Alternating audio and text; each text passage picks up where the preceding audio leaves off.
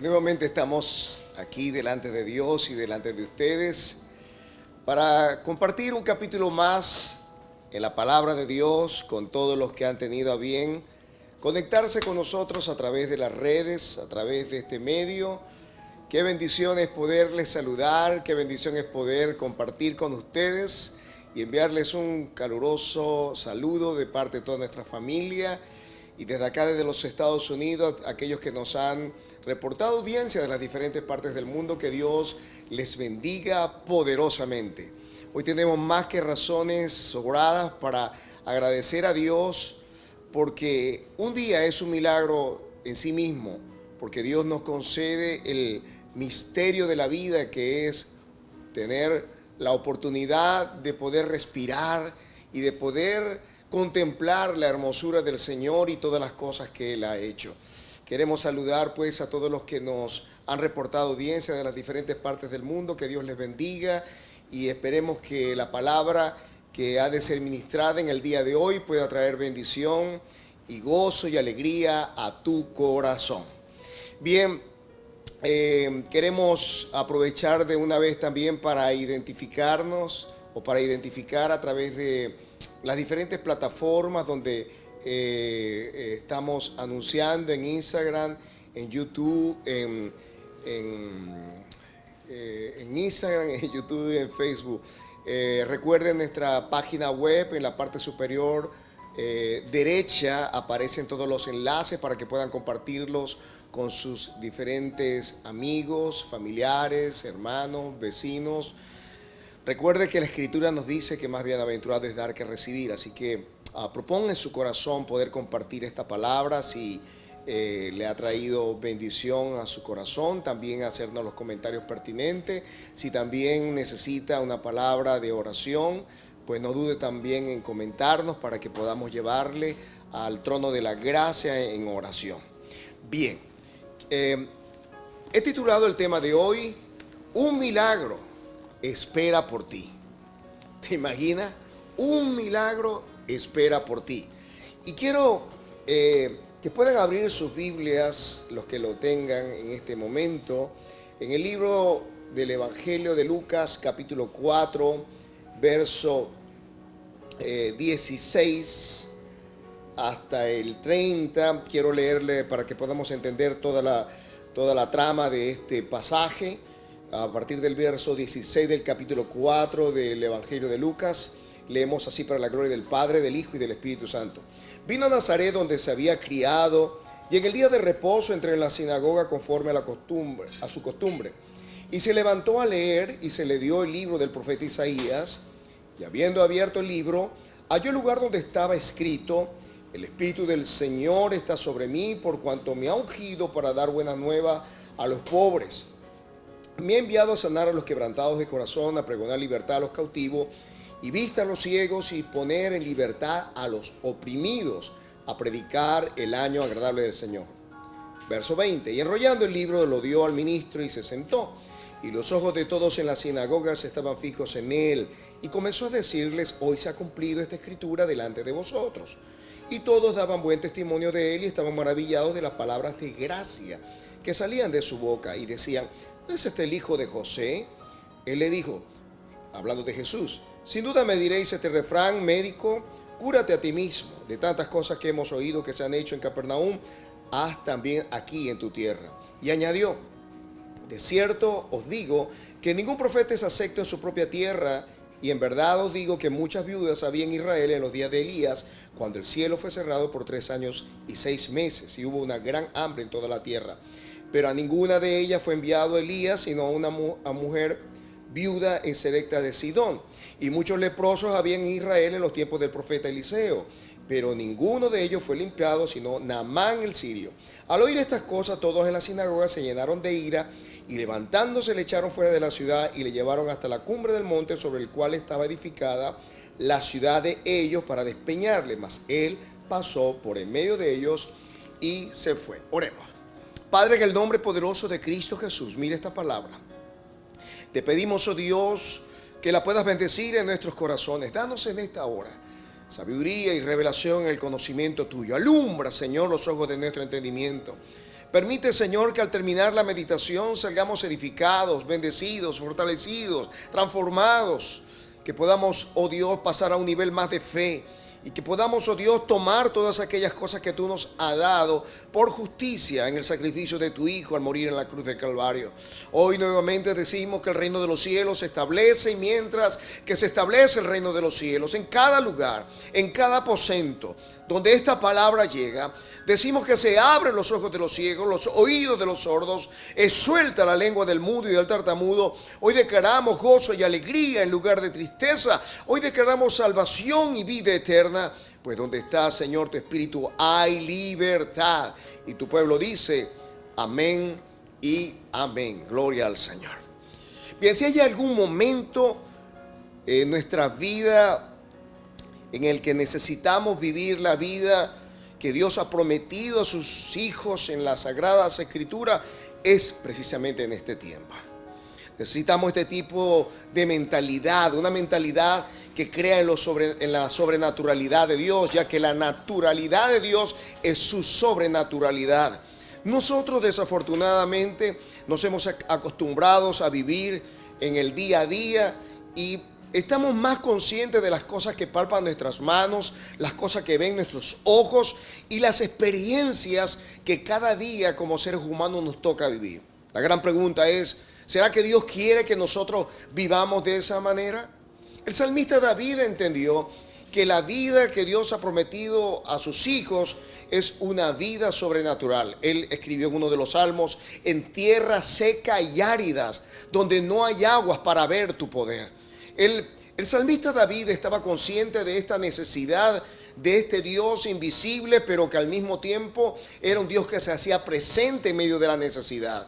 Fue precisamente este pequeño joven llamado David, que en un momento de su vida, al inicio de sus aventuras en Dios, pudo derrotar no solamente a aquellos que amenazaban los rebaños a los cuales él cuidaba, sino que Dios le dio la oportunidad de poder derrotar un formidable guerrero llamado Goliat.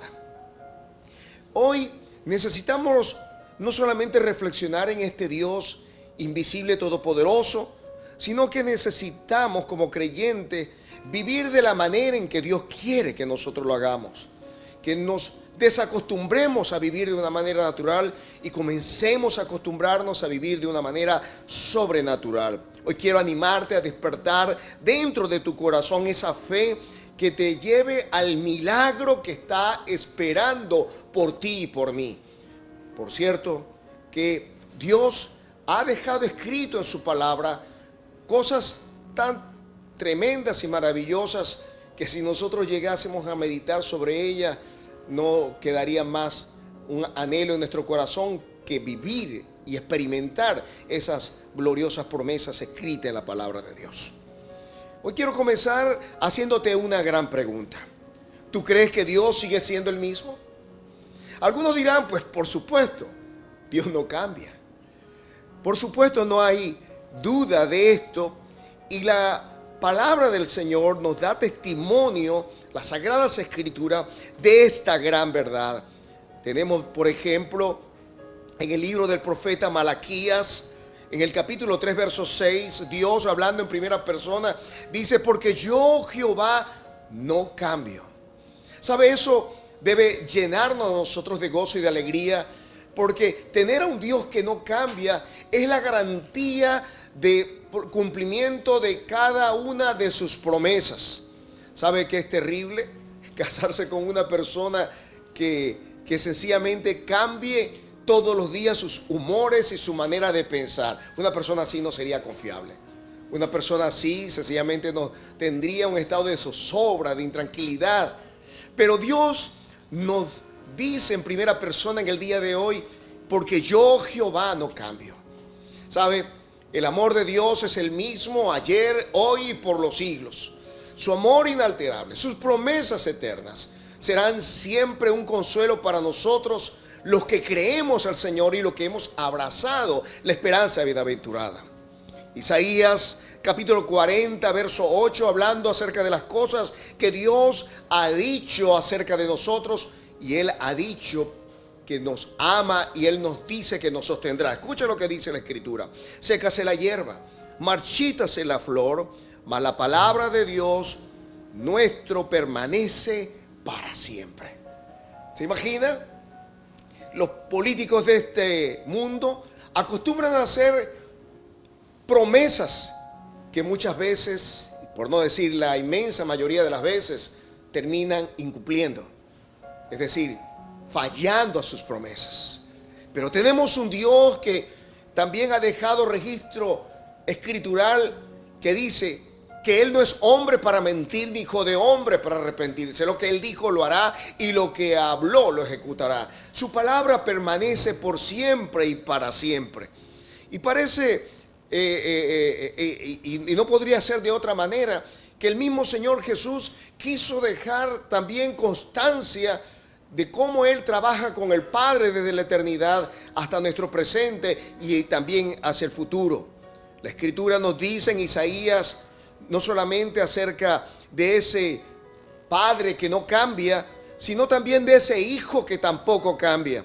Dice en Lucas capítulo 21, verso 33, hablando de las palabras que fueron declaradas, pronunciadas por Jesús: el cielo y la tierra pasará, pero mis palabras no pasarán. También nos dice en Hebreos capítulo 13, verso 8, que Jesucristo es el mismo ayer, hoy y por los siglos. ¿Sabe? Eso debe de llenar tu corazón de esperanza, porque el mismo Jesús que sanó ayer, que proveyó para su pueblo, que abrió también la posibilidad de que el pueblo de Él recibiera una investidura sobrenatural para dar testimonio de la verdad, es el mismo Jesús que hoy se acerca en medio de tu necesidad, en medio de tu demanda, en medio de aquellas cosas que ahora con urgencia necesitas que Él intervenga. Es el mismo Jesús que dijo que Él es el mismo y que sus años tampoco han de cambiar. La gran pregunta entonces es: ¿sigues creyendo que Dios es el mismo? ¿Piensas en lo profundo de tu corazón que ese Jesús, que ese Padre Celestial no ha cambiado ni cambiará? ¿Lo crees de todo tu corazón? ¿Sabe? Hay gente que en este momento podría decir: sí, yo creo en eso. Pero ¿sabe? Desafortunadamente muchas veces vivimos como que si esa verdad no fuese real en nuestras vidas.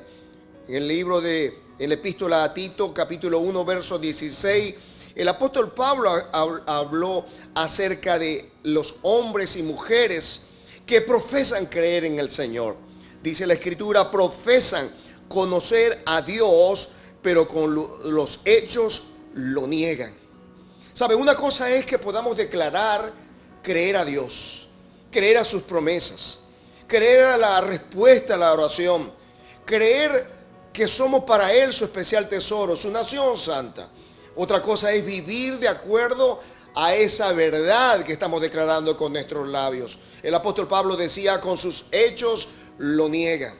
Si hay amor en nuestro corazón, estamos demostrando con nuestros hechos que amamos a nuestro prójimo como a nosotros mismos, que amamos a Dios como por encima de cualquier cosa del universo. ¿Sabe? Demostramos cuál es nuestro amor a Dios y cuál es el amor a nuestro prójimo con lo que nosotros practicamos día a día. Nos escondemos de aquel que padece necesidad, criticamos a aquel que sencillamente está confiado a nuestro lado, esperando nuestro apoyo, o por el contrario, nos convertimos en enemigos silentes, en enemigos misteriosos, que siempre estamos buscando en qué fallan para nosotros poderle señalar y criticar a espaldas de ellos. Podemos nosotros demostrar con nuestros hechos que realmente creemos en ese Dios omnipotente, en ese Dios que dijo: pedid y se os dará, buscad y hallaréis, llamad y se os abrirá. Hoy necesitamos entender que en la verdad del Evangelio solo existen dos tipos de personas: aquellos que creen y le siguen y obedecen, pero aquellos que sencillamente con sus hechos le niegan y viven vidas de incredulidad. La gran pregunta es, ¿cómo nos puede afectar la incredulidad? ¿Cómo ella nos puede alcanzar y cómo ella puede trastornar nuestra propia vida? Jesús está en medio de su tierra, en Nazaret, donde él se había criado. Y sabe, alguien dijo por allí que la familiaridad produce como el desprecio. Y Jesús se había criado en medio de esa aldea, o en medio de sus hermanos, de su familia, de sus vecinos.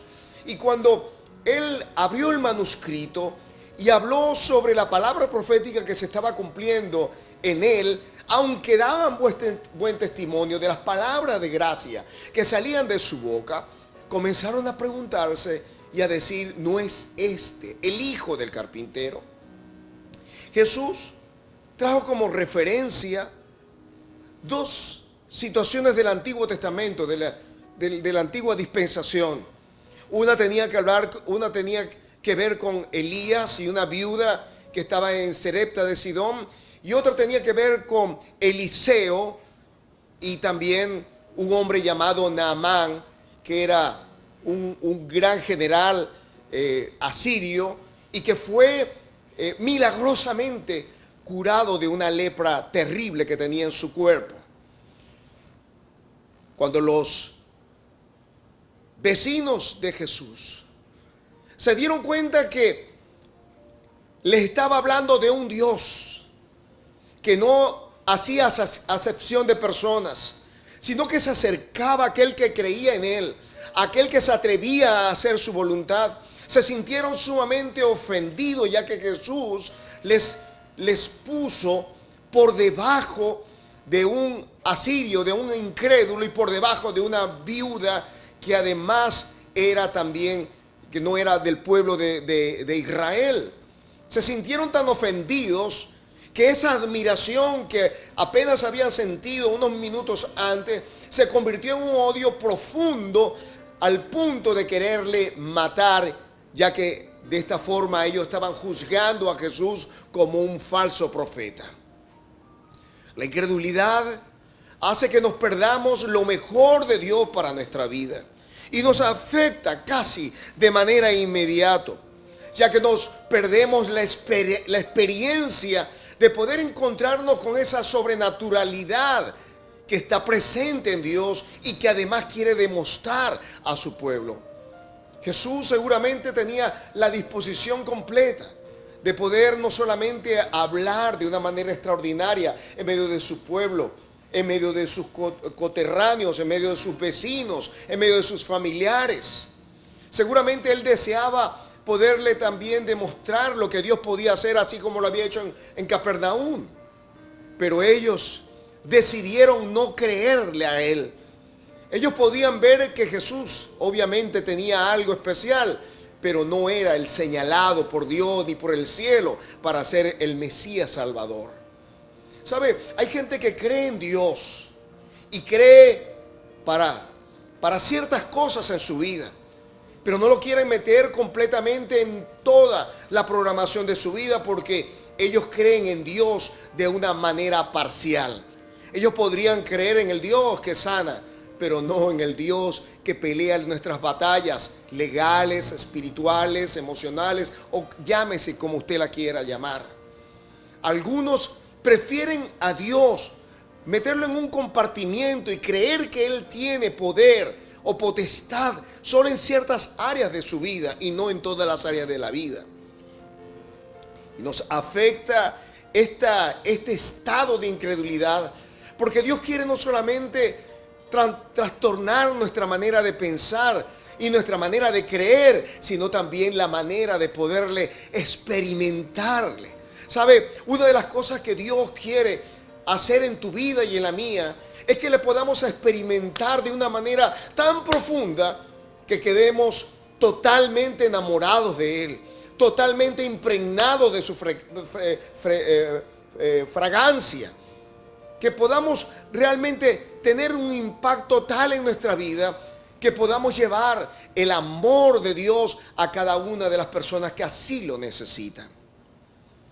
Dios no solamente quiere hacer eso en ti y en mí, elevando nuestra fe, sino que Él quiere sacarnos del desagrado y ponernos en ese lugar donde a Él le somos agradables.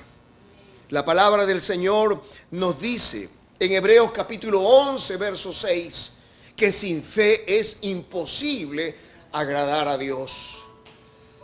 Algunos creen que Dios está agradado con ellos porque sencillamente aportan sus ofrendas o diezmos en las iglesias, o porque van cada domingo a cumplir, entre comillas, el deseo de Dios de que estén en su casa.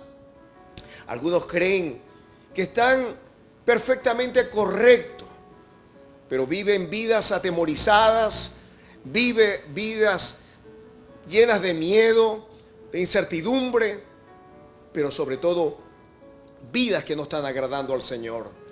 Vidas que están caminando al margen de la rectitud y la verdad.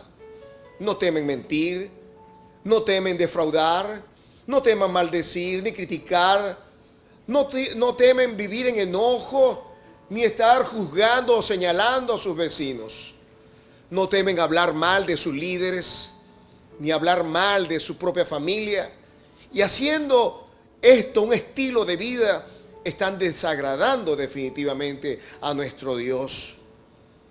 Sin fe es imposible agradar a Dios.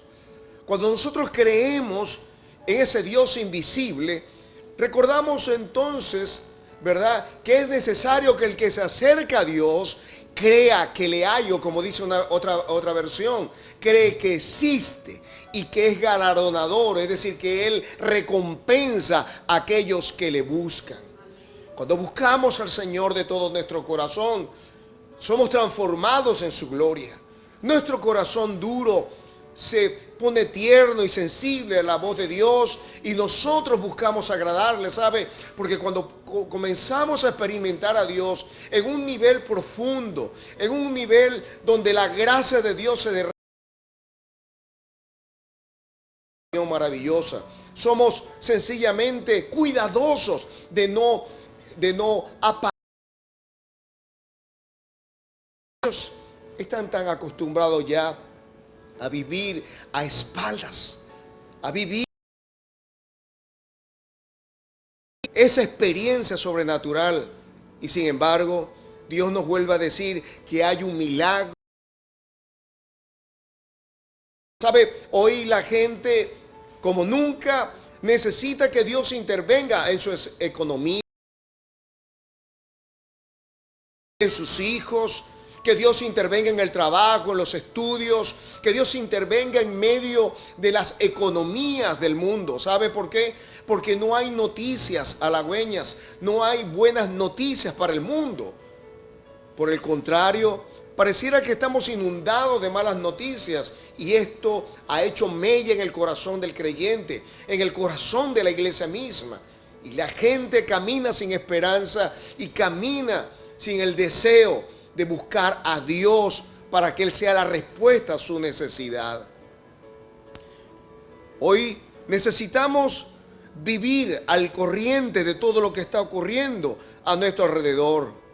Y aunque haya mucha necesidad y aunque hayan muchos hombres y mujeres que están padeciendo y necesitando la intervención del cielo, Dios está esperando por ti y por mí, porque hay un milagro que está esperando por ti y por mí.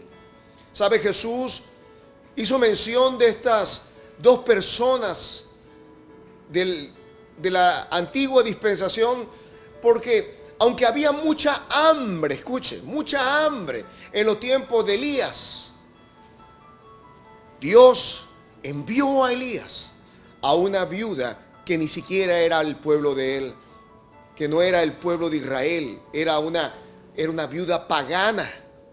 Pero esta mujer se atrevió a creer, a dar un paso de fe y aceptar lo que el profeta le estaba diciendo.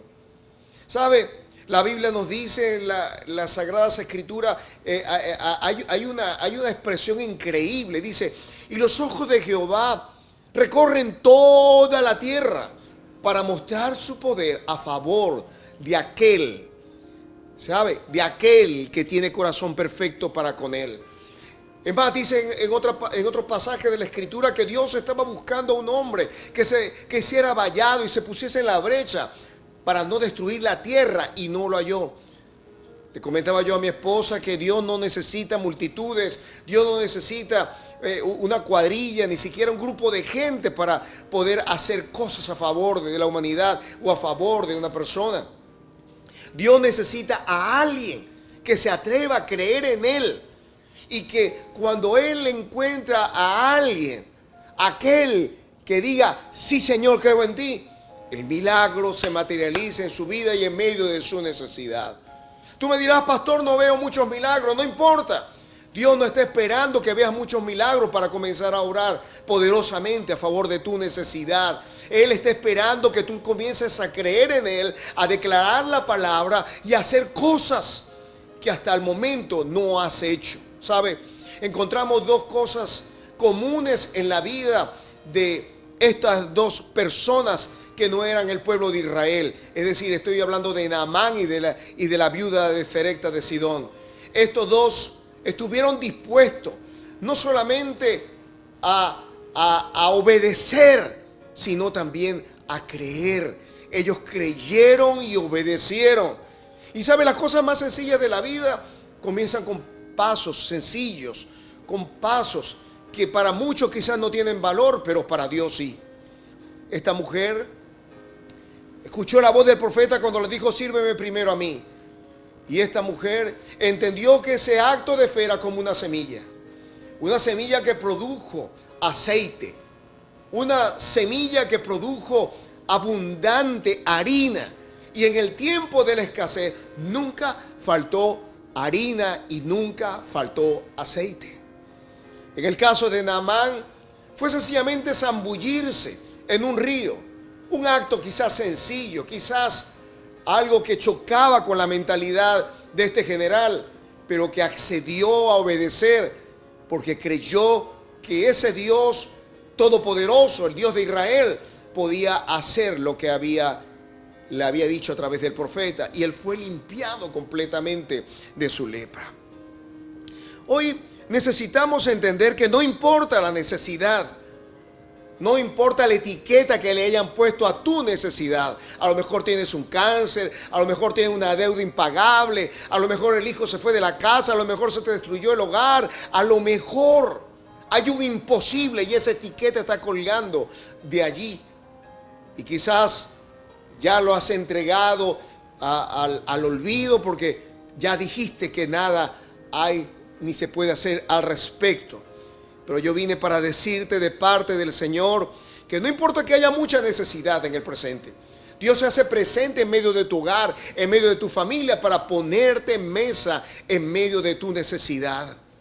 Que no importa que a tu lado caigan 1000 y 10,000 a tu diestra, a ti no llegará, porque has puesto en el Señor tu esperanza, al Altísimo por tu habitación. No te sobrevendrá mal ni plaga tocará tu morada. Hoy necesitamos entender que para Dios nada es imposible. Lucas capítulo 1 verso 37 nos dice, porque nada hay imposible para Dios. En Marcos 10 verso 27 lo dice el Señor de esta manera. Entonces Jesús, mirándolo, dijo, para los hombres es imposible. ¿Sabe? Cuando para los hombres las cosas son imposibles, necesitamos escuchar la voz de Dios. Mire lo que dice, mas para Dios no, porque todas las cosas son posibles para Dios. Yo no sé que tú puedes englobar dentro de esa palabra todas las cosas, pero para mí todas las cosas son todas las cosas.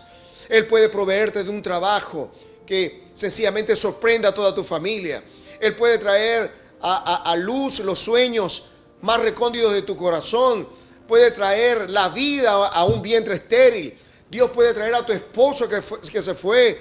Él puede restaurar tu familia. Él puede traer a tus hijos a los pies del Señor. Dios puede proveerte de una manera sobrenatural, como lo hizo con Elías, trayéndole el Señor la comida a través de cuervos. ¿Sabe por qué? Porque para Dios nada hay imposible. Jesús le dijo, Marcos 9, verso 23, aquellos que le pedían a él, si puedes creer, al que cree, todo le es posible. Así que la posibilidad de Dios se une a la posibilidad que tú tienes de creer, y cuando esas dos posibilidades se juntan, lo inevitable es lo milagroso, lo sobrenatural. Hay un milagro que está esperando por ti, pero tienes que atreverte a dar un paso de fe, como lo hizo la viuda y como lo hizo Naamán el sirio. Necesitas creerle a Dios. A lo mejor es un pequeño paso que te llevará a un Jordán a sumergirte en las aguas del Espíritu de Dios. A lo mejor será compartir lo poco que Dios te ha dado para que ese dar tuyo se convierta en una semilla que implosione y que se convierta en una sobreabundancia sobre tu vida. ¿Sabe? Hoy necesitamos ver a Dios como nuestra fuente. Hoy necesitamos entender que Dios no menosprecia a nadie. ¿Sabe qué podría pensar? Los judíos se sintieron bien ofendidos por lo que Jesús le estaba diciendo, y esta fue la razón por la que querían matarle. Una viuda y encima de eso pagana. Se sintieron ofendidos por esto, y sin embargo Jesús dijo, sí, mi Dios es Dios de todos. Él no hace acepción de personas. Si puedes creer, Dios puede usar cuervos. Si puedes creer, Dios puede usar viudas. Si puedes creer, Dios puede usar las cosas más pequeñas y sorprenderte. ¿Sabe por qué? Porque así como pudo experimentar la viuda y pudo experimentar Naamán el sirio, el acto sobrenatural de Dios para su necesidad, hoy puedes tú experimentarlo si comienzas a creer y a moverte en fe y a dar pasos de fe. Creer y obedecer es la máxima prioridad para que puedas alcanzar lo que Dios te ha prometido. Cada acto es una semilla. A lo mejor necesitarás comenzar a orar. A lo mejor necesitarás compartir una palabra u otras cosas más. Pero sabe, yo te puedo decir por la autoridad de la palabra que cuando comiences a sembrar estas semillas producirán el resultado que te llevará a lo milagroso de Dios para tu vida. Y finalmente, no le pongas límites a Dios. En los tiempos de Naamán el sirio, la lepra era incurable. Sin embargo, Dios, que no tiene favoritos, eligió a alguien que no era del pueblo de Dios. ¿Te imaginas? Dios te puede sorprender porque tú dirás, yo no califico, no soy tan consagrado, no estoy sirviendo al Señor, o no estoy haciendo esto, o no me toman en cuenta en aquello o tal. ¿Sabe? Dios es especialista para avergonzar aquello que es con lo que no es. Mira cómo dice la Escritura en Romanos 2, verso 11. Me gusta esta palabra. Porque no hay acepción de personas para con Dios. La palabra en el original en griego es prosopolexia y significa favoritismo. Dios no tiene favoritos. Dios no tiene favoritismo. Dios quiere bendecirte a ti tanto como quiere bendecir a un ministro. Quiere bendecirte a ti tanto como bendijo a la viuda de Serepta de Sidón o lo hizo con Naamán el sirio. Lo único que te califica para obtener lo que Dios te ha prometido es creer y obedecer. Creer y obedecer. Gálatas, dice la Escritura, porque en Cristo Jesús, Gálatas 5:6, y con esto termine, ni la circuncisión vale algo, ni la incircuncisión, sino la fe que obra por el amor. Suelta los prejuicios, suelta los complejos en el día de hoy, suelta la religiosidad, quita de tu vida todo espíritu de superioridad o de inferioridad, todo complejo que te lleve a no creer en Dios ni ser merecedor, y de hecho no lo somos, pero por la justicia de su Hijo podemos recibir todo lo que Él nos ha prometido. Activa hoy tu fe en lugar de juzgar a los demás. Ama, deja de criticar, deja de murmurar y comienza a bendecir en tu corazón y a sembrar de esta manera semillas que se devolverán a favor de tu propia vida. Hoy necesitamos entender que si queremos recibir ese milagro que está esperando por nosotros, debemos recibir a Jesús en nuestro corazón sin prejuicios. No mirarlo como el hijo del carpintero, no mirarlo aquel que solamente puede hacer milagro a favor de algunos pocos y no a favor de mi propia vida. No, hoy necesitamos sacarnos esos complejos, sacar de nuestra vida todas esas cosas que limitan el poder de Dios en nuestra vida y abrazar por la fe lo que Él nos ha prometido. Allí donde estás, cierra tus ojos y quiero invitarte a que hagas conmigo una oración. Dice: Señor Jesús, he escuchado tu voz y vengo a ti. Hoy me libero de todo complejo, de todo aquello que limita tu poder sobre mí. Todo prejuicio lo suelto en el nombre de Jesús. Yo creo que tú todo lo puedes. Yo creo que para el que cree todo es posible.